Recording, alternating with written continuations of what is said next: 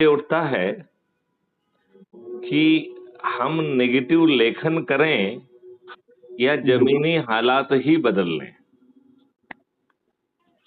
सही, दोनों बिंदु जो है महत्वपूर्ण है। तो मुझे लगता है कि हम लेखन करें, लेखन के साथ साक्ष्य संग्रहण करते हुए यदि हम प्रकरण की नेगेटिव जो चीजें हैं उसमें अपराधी को सजा दिलाने में भी मदद कर पाए और फिर हम इकोसिस्टम को बदल पाए। जी। और हमारी आपकी बड़ी लंबी चर्चा हुई है जी। मेरे ख्याल से तीसरी चर्चा है शायद। जी जी, ये तीसरी चर्चा है। तो एक चीज आप मानेंगे जी। कि हम लोगों को जोड़ने वाले संकल्प में काम करना चाहिए और इससे दो बड़े फायदे होंगे। एक तो हम जो माननीय नरेंद्र मोदी जी 240 पे इस समय सिकड़े हुए हैं, हम उसे जो है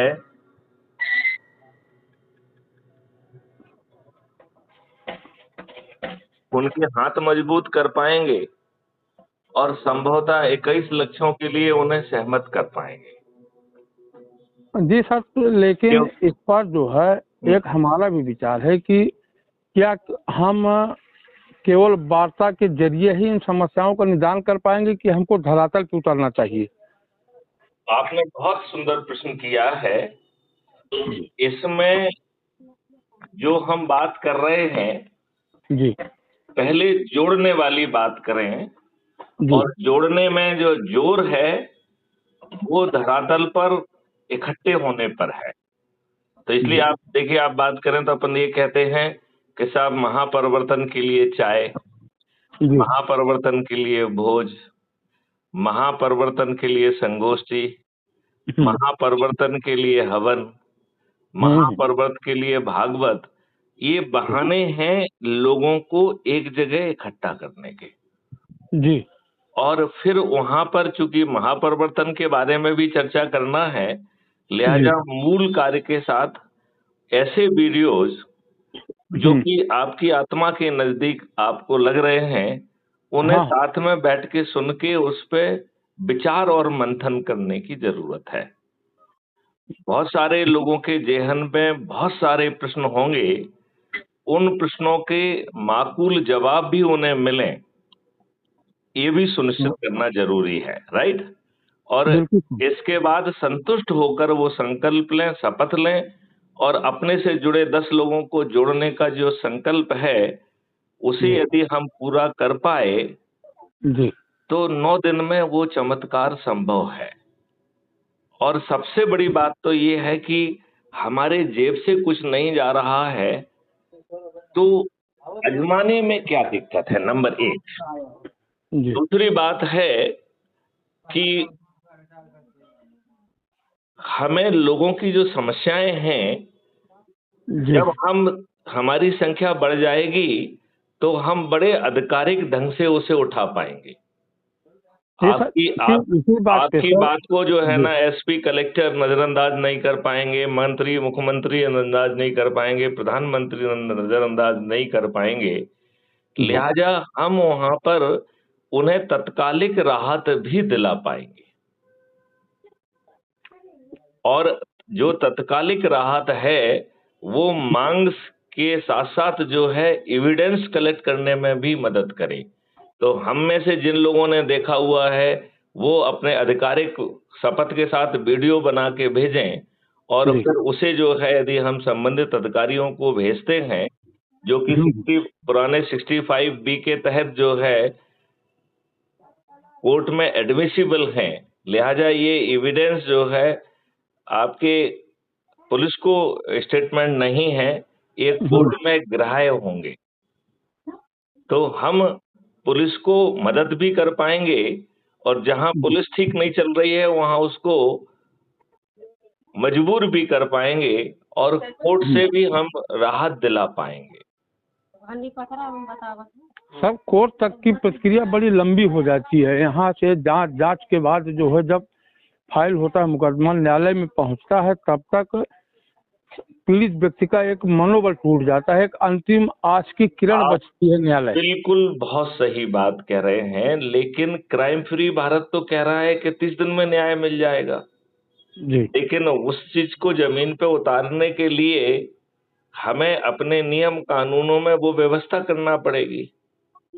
कायदे से जो ये नियम कानून बने हैं, जी भारत सरकार को चाहिए थी कि उनके पास ऑलरेडी जो है क्राइम फ्री भारत का मॉडल ऑलरेडी उनके पास था, जी उसके प्रावधानों को इसमें यदि वो समाहित करते तो बहुत अच्छा होता। और सबसे बड़ा अच्छा प्रावधान तो वो अच्छा होता कि हम संज्ञेय असंज्ञेय और सिविल ऑफेंसेस का अंतर खत्म करें।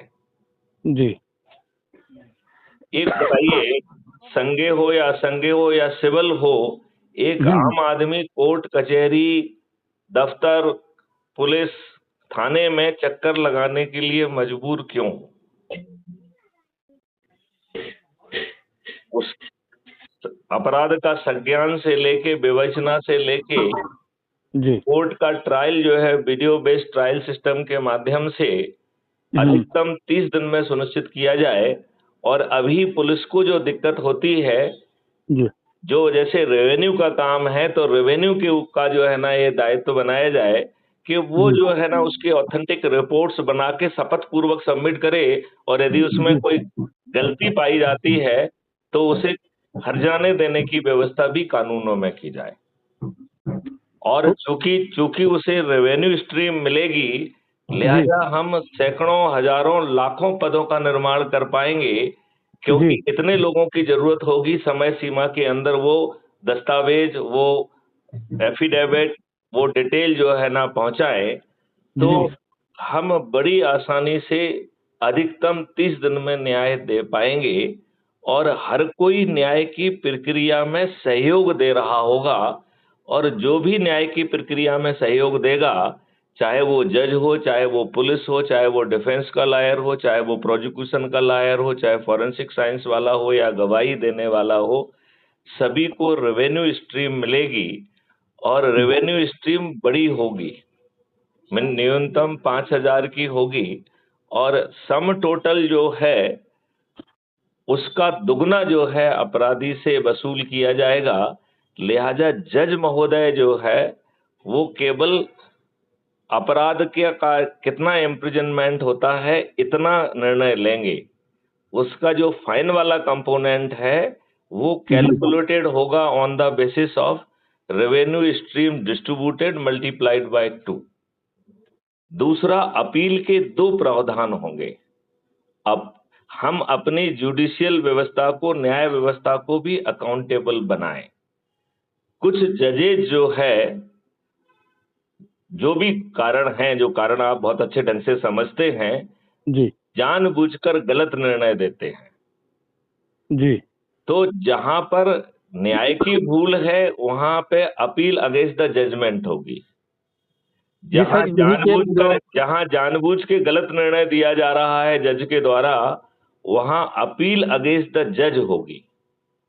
और जज को स्वयं कटघरे में खड़ा होकर अपने जजमेंट को डिफेंड करना होगा।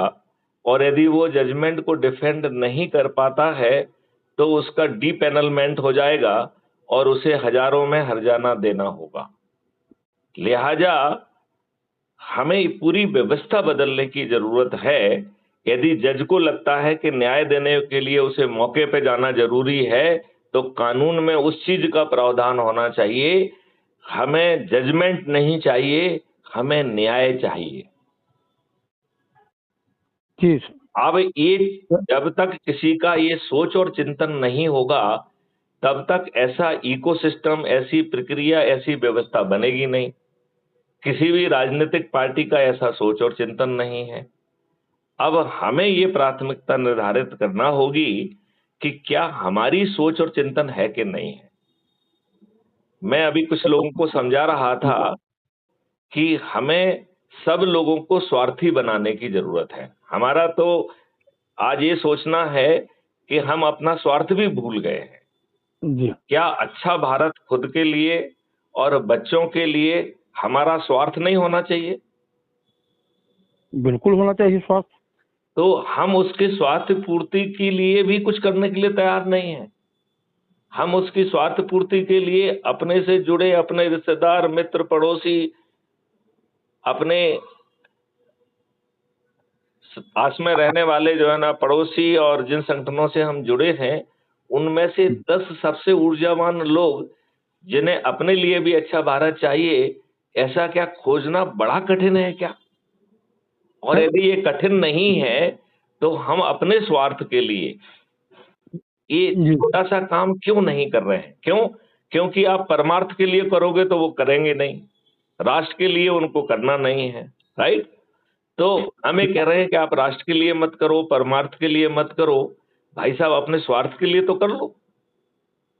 अपने लिए और अपने बच्चों को अच्छा भारत देने का तो अपना स्वार्थ होना चाहिए ना।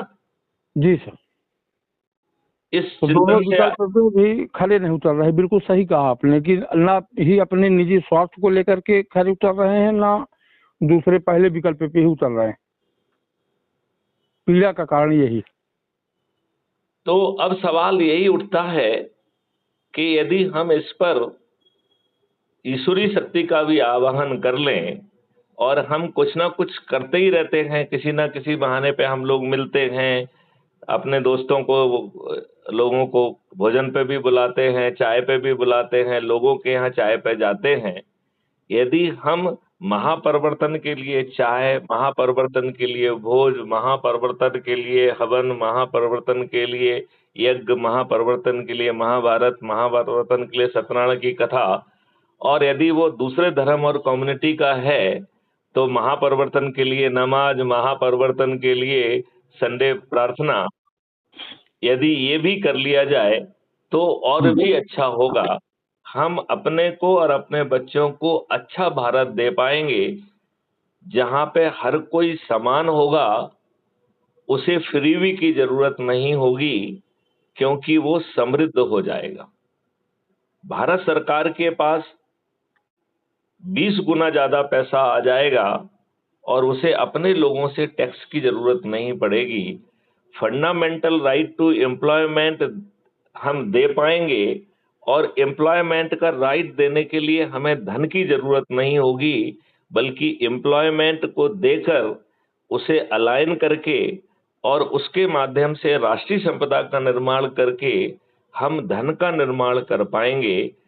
तो राष्ट्रीय संपदा का जितना निर्माण होगा, उतनी भारत विकास निधि डिजिटल फॉर्मेट में ऑटो जनरेट होगी और जो भुगतान होंगे वो भारत विकास निधि के फॉर्म में होंगे, जो कि कमी नहीं होगी, जो बहतायात में होगी।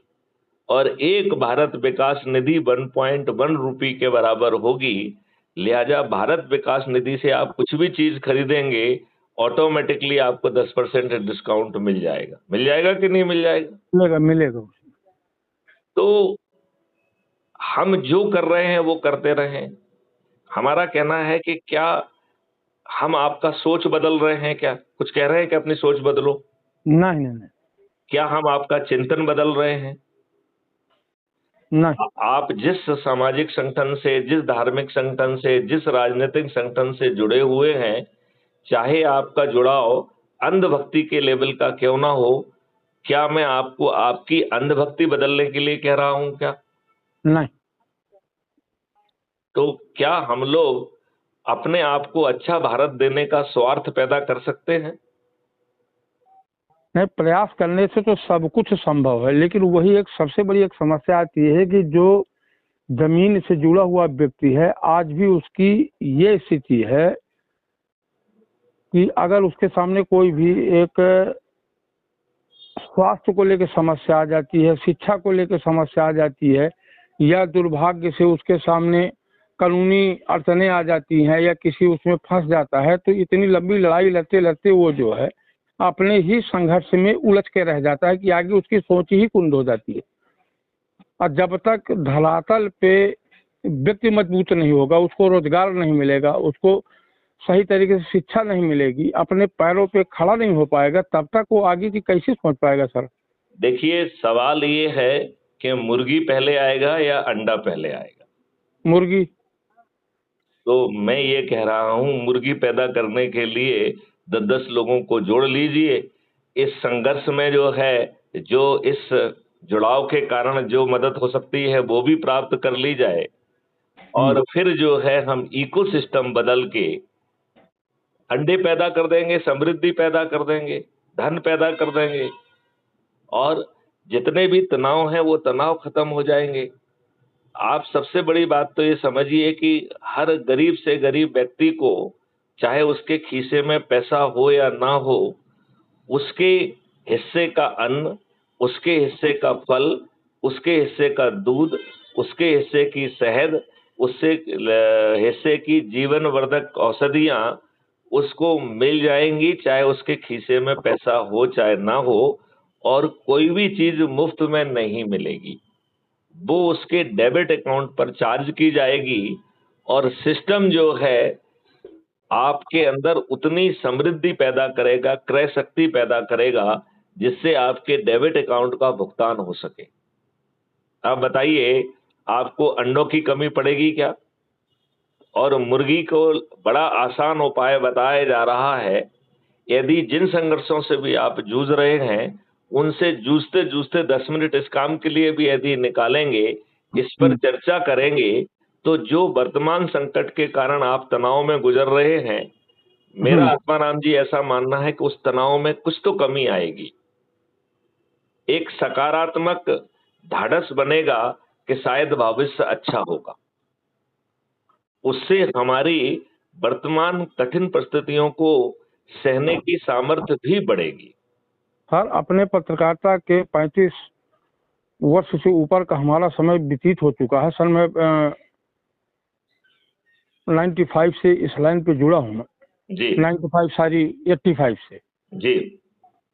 तो इतने लंबे गैप में जो मैंने देखा और अनुभव किया, वो बात है सर, मैंने आपसे साझा की है कि मैं अपने ही लाइन की अगर बात करूं तो ना ही प्रेस लाइन में संस्थान से मिलता, ना सरकार से मिलता। शाम को जब वापस आता है हरा थाका हुआ, तो कितना निराश हो जाता है बंदा कि उसकी हम कल्पना नहीं कर सकते। लेकिन इस पर ना ही किसी ने कभी चर्चा की, ना ही इस पे गंभीर चिंतन हुआ। और ये पत्रकारिता जीवन से साथियों का जो है काफी निराशा टाइप मिली, ये हम कह सकते हैं। देखिए, आप सब जगह घूम रहे हैं जी, और आप सब जगह से आपके पास जानकारी पहुंच रही है, साक्ष्य पहुंच रहे हैं जी। यदि ये साक्ष्य पहुंचाने पर आपको रेवेन्यू स्ट्रीम मिलने लगे, तो जो रेवेन्यू स्ट्रीम आपको इस प्रक्रिया के तहत लोगों को न्याय दिलाने के लिए मिलेगी, वो जो है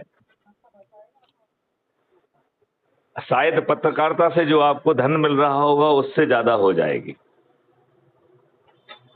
वही बात तो मैंने सर आपसे कही कि अभी तक में जो मेरा अपना अनुभव जो मैंने देखा है, मैं गिने चुने लोगों की बात नहीं कर रहा, लेकिन 85% लोग जो है न ही उसको संस्थान से न ही सरकार से कोई सुविधाएं, इसके बाद उसको धूप हो या छाँव हो या ठंड हो या गर्मी का मौसम हो, उसको यानी अपनी खबर को कवरेज करने निकलना है। जो बच्चों का रखा है वो अपना निवाला लेकर के जाता है, गाड़ी में पेट्रोल डालता है या साइकिल से जाता है या बस से जाता है, खर्च करके। अब उसके अंदर एक जुनून है कि मुझे समाचार को कवरेज करना है, और वो निकल पड़ता है।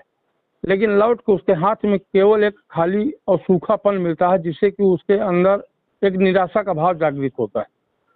उस निराशा को हम लोग कैसे दूर करें?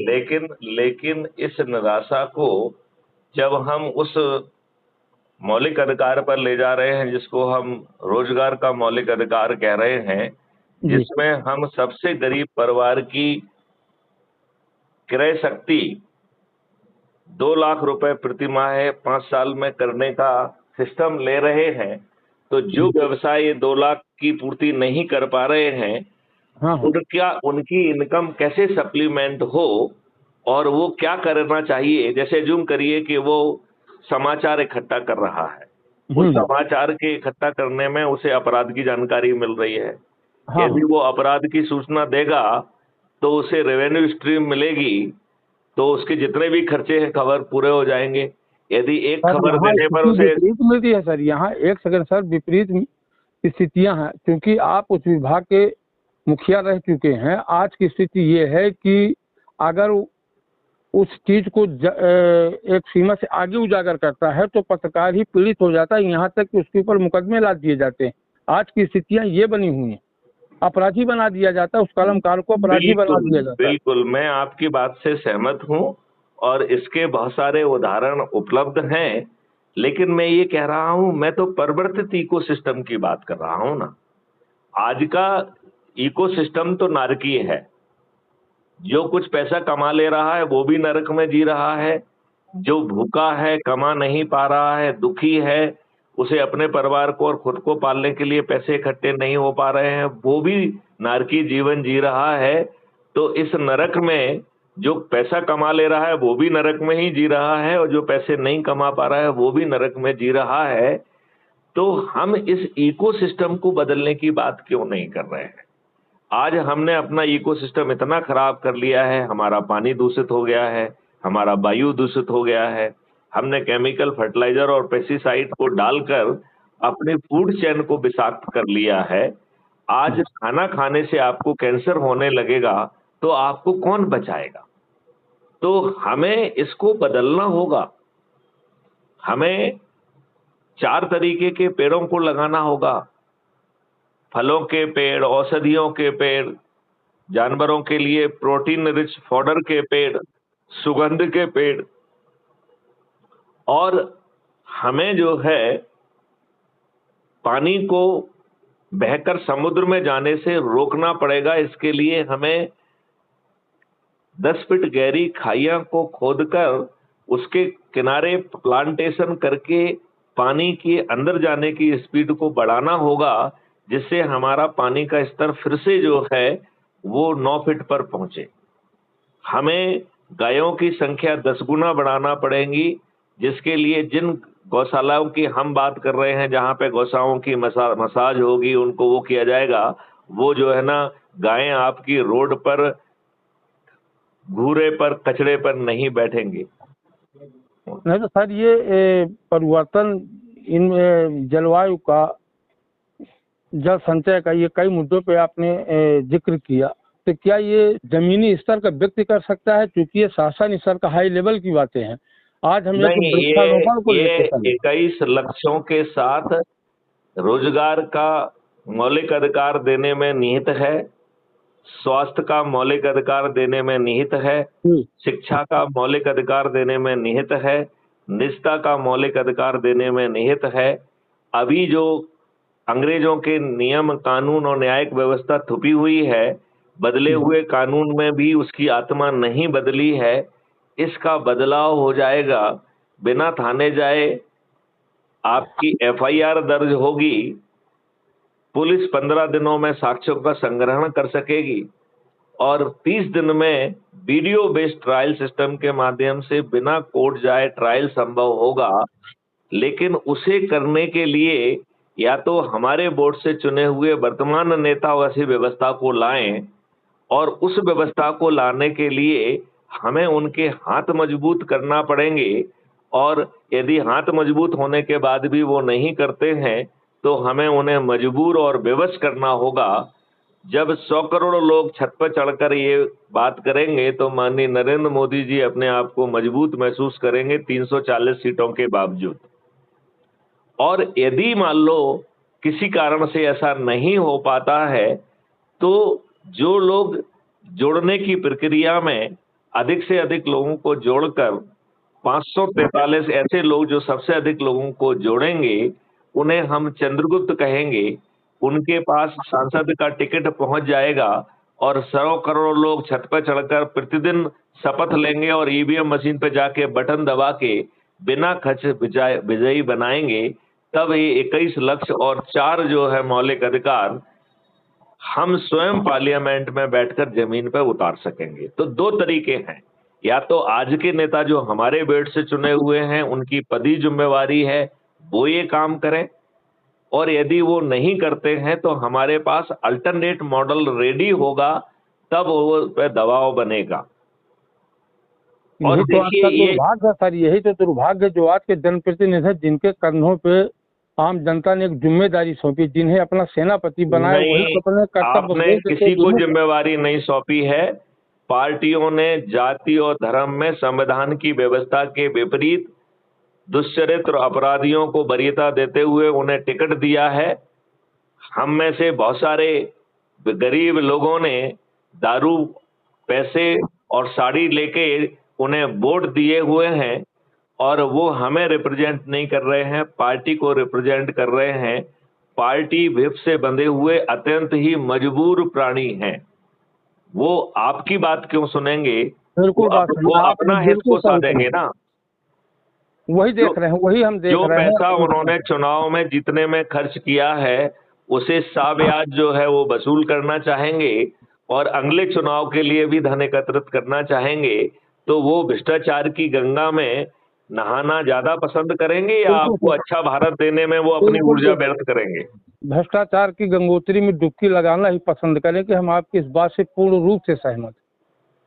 अब फिर से सवाल वही उठता है कि क्या हम स्वार्थी हो सकते हैं? तो हम लोगों से प्रार्थना कर रहे हैं कि भाई साहब स्वार्थी हो जाइए, कम से कम अपने लिए और अपने बच्चों के लिए अच्छा भारत पैदा करने के लिए जुड़ जाइए और अपने से जुड़े 10 लोगों को जोड़िए, संगोष्ठी करिए, बातचीत करिए। और ये श्रृंखला यदि हमने 9 दिन तक चलने दी तो हम 100 करोड़ हो जाएंगे। यदि किसी कारण में 9 दिन में नहीं हो रहा है तो 90 दिन में हो जाए, 90 दिन में नहीं हो रहा तो 180 दिन में हो जाए। जब आप एकाध करोड़ भी हो प्रयास हमारा जाएंगे। अनवरत जारी रहेगा तो सफलता मिलना स्वाभाविक है। अगर प्रयास हमारा जारी है, हमारा चिंतन उस तरफ है, तो हमें वो मंजिल मिलने में देर नहीं लगेगी, न ही इतनी परेशानी उठानी पड़ेगी, मंजिल मिलेगी। लेकिन क्या हम उसके लिए प्रयास कर रहे हैं? क्या हम जिन लोगों को जोड़ रहे हैं उन्हें हम मोटिवेट कर रहे हैं? क्या हम उन्हें समझा रहे हैं कि crime free Bharat mission YouTube channel को सर्च करके सब्सक्राइब करिए?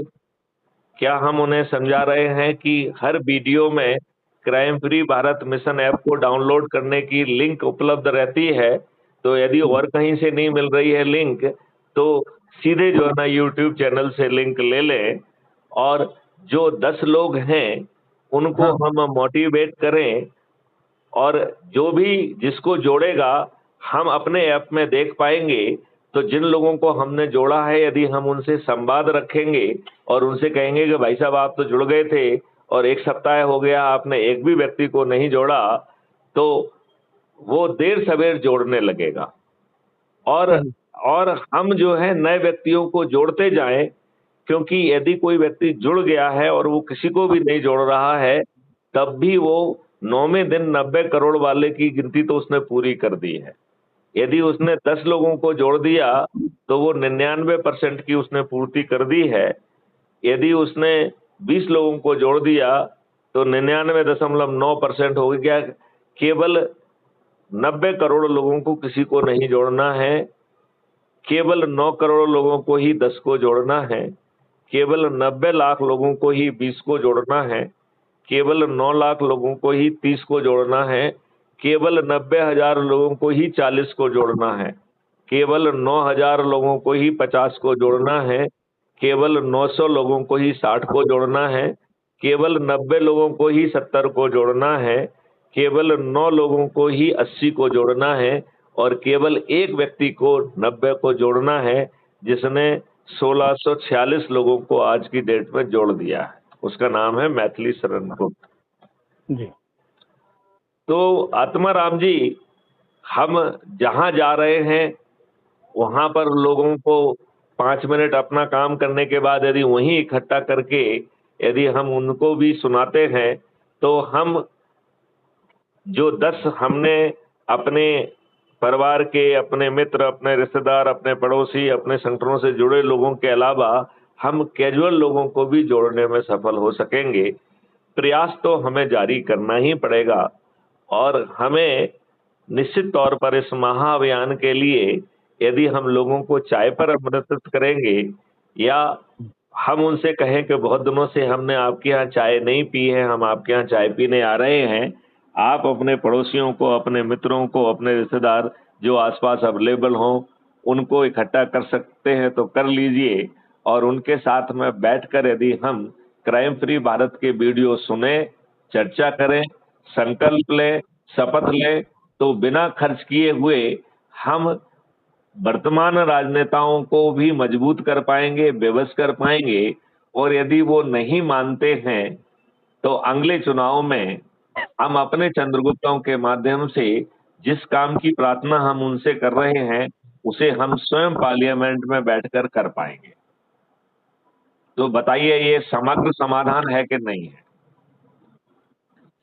और रही बात परेशानियों रही बात परेशानियों की, तो जब आप इस जुड़ाव के काम में अपनी थोड़ी सी एनर्जी लगाएंगे तो आपको संबल मिलेगा। उन्हीं परिस्थितियों में आपको एक आशा बंधेगी, तो उन परिस्थितियों से लड़ने की आपकी क्षमता बढ़ेगी। क्या ये बात आप मानते हैं? सही है, मान रहे हैं इस बात को। मतलब उन्हीं विपरीत परिस्थितियों में जिसमें उसका जीवन निर्वाह मुश्किल हो रहा है, वो बीमारियों से जूझ रहा है, उसी माहौल में जूझते जूझते भी यदि वो इस प्रक्रिया में भी जुड़ा हुआ है और अपना 15 मिनट, आधा घंटे, 1 घंटे इसमें भी लगा रहा है, तो मुझे लगता है कि उसे अपनी आज की विपरीत परिस्थितियों में लड़ने में भी थोड़ा सा सपोर्ट और सकारात्मकता मिलेगी। तो राष्ट्र की पीड़ा तो सर मैंने इसलिए कहा कि 2-4 केस पे मैं स्वयं इन्वॉल्व हो करके उन लोगों की मैंने मदद की जो इतने गरीब थे, कैंसर जैसी बीमारी से जूझ रहे थे, जो भयंकर बीमारी है, और एक गरीब तबके के जिसका जीवन यापन यानी 2 जून की रोटी भी जिसको सही तरीके से नसीब न हो, और ऐसे लोगों को ये बीमारी अपने घेरे में ले ले तो उनकी स्थिति क्या होगी। तो मदद की, तो वो पीड़ा है आज मेरे दिमाग में आई, तब है मैंने उस बात का जिक्र कर दिया कि यहाँ से लेके महामहिम राज्यपाल महोदय तक जो है मैंने एप्लीकेशन डाली थी। आत्माराम जी, मेरा आपसे निवेदन ये है, यदि हमने अपना इकोसिस्टम नहीं बदला तो कैंसर तो हर किसी को होने वाला है, क्योंकि वो कैंसर एक कैंसर तो हम झेले गए हैं, झेल रहे हैं सामाजिक कैंसर। आपके फूड चेन में नहीं, हम तो फिजिकल कैंसर की बात कर रहे हैं जी। हम ये कह रहे हैं कि आपकी फूड चेन विषाक्त हो गई है, आपकी जलवायु विषाक्त हो गई है, आपका पानी विषाक्त हो गया है, तो आप कैसे बचेंगे? सूनर और लेटर आप जो है ना कैंसर या किसी अन्य घातक बीमारी के चपेट में आना लगभग तय है। और जब हमारे अधिकांश लोगों के पास वित्तीय साधन नहीं होंगे, तब ये 5 लाख का जो बीमा है जिसका लाभ लोगों को नहीं मिल पा रहा है, वो और भी पूरी तरह से अपर्याप्त हो जाएगा। सही हो जाएगा कि नहीं हो जाएगा? बिल्कुल हो जाएगा, बिल्कुल हो जाएगा।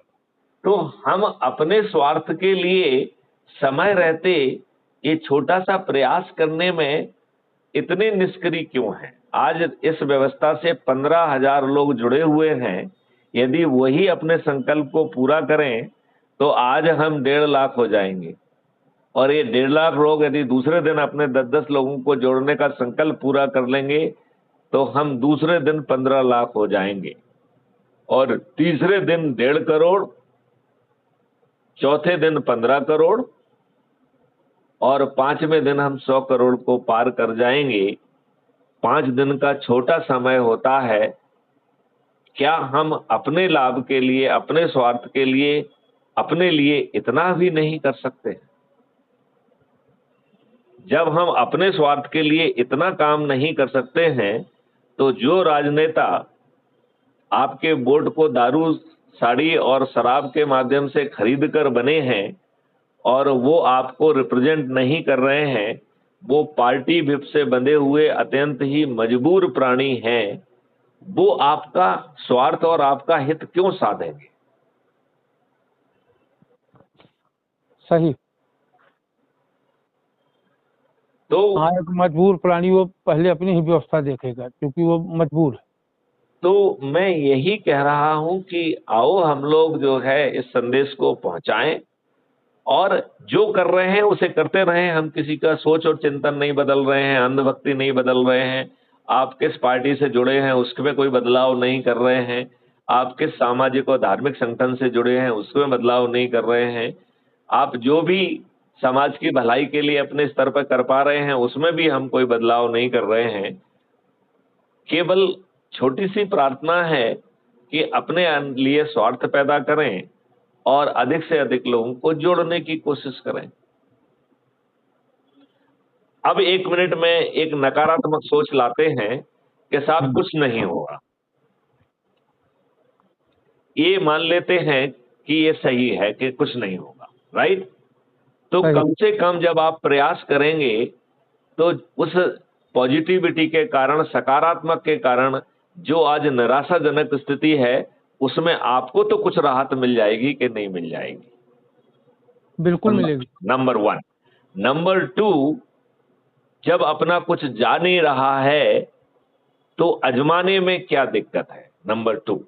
नंबर 3, जब हम जुड़ जाएंगे तो ये सामान्य ज्ञान का प्राणी भी समझ सकता है कि उसे नजरअंदाज करना इन राजनेताओं का हिम्मत के बाहर बात हो जाएगी। और हम जब चाहेंगे तब उसको विजिबल फोर्स में कन्वर्ट कर सकते हैं। हम जब चाहेंगे प्रभात फेरी और सायकाल फेरियां चालू कर सकते हैं। हम कोई बड़े आयोजन भी कर सकते हैं, शक्ति प्रदर्शन भी कर सकते हैं, उन्हें डरा भी सकते हैं। तो ये निर्णय तो बाद में लिए जा सकते हैं। मेरा तो केवल एक ही सोचना है कि क्या हम थोड़े स्वार्थी ना हो जाए, अपने लिए, अपने बच्चों के लिए अच्छा भारत पैदा करने का स्वार्थ अपने अंदर पैदा करें और ये सरल उपाय के तहत लोगों को जोड़ें। क्या हम थोड़े स्वार्थी हो सकते हैं? मैं तो भगवान से प्रार्थना करना चाहता हूं कि हम सब लोग अपने लिए, अपने बच्चों को अच्छा भारत देने का स्वार्थ पैदा करें। सही। तो अब इस वार्तालाप को यहाँ विराम किया जाए। आत्माराम जी, आज की चर्चा के उपरांत आप देशवासियों को क्या संदेश देना चाहेंगे? सर, ये जो लास्ट का विकल्प रहा स्वार्थी की, अगर हम स्वार्थी ही बन करके मिशन को आगे बढ़ाएं तो शायद ही कि हम जल्दी मंजिल की तरफ बढ़ पाएंगे और कामयाब भी होंगे, इसमें भी कोई दो राय नहीं। बहुत सुंदर। तो चलिए इस वार्तालाप को यहीं विराम देते हैं। जय हिंद, जय भारत, वंदे मातरम, जय गुरुदेव। जय।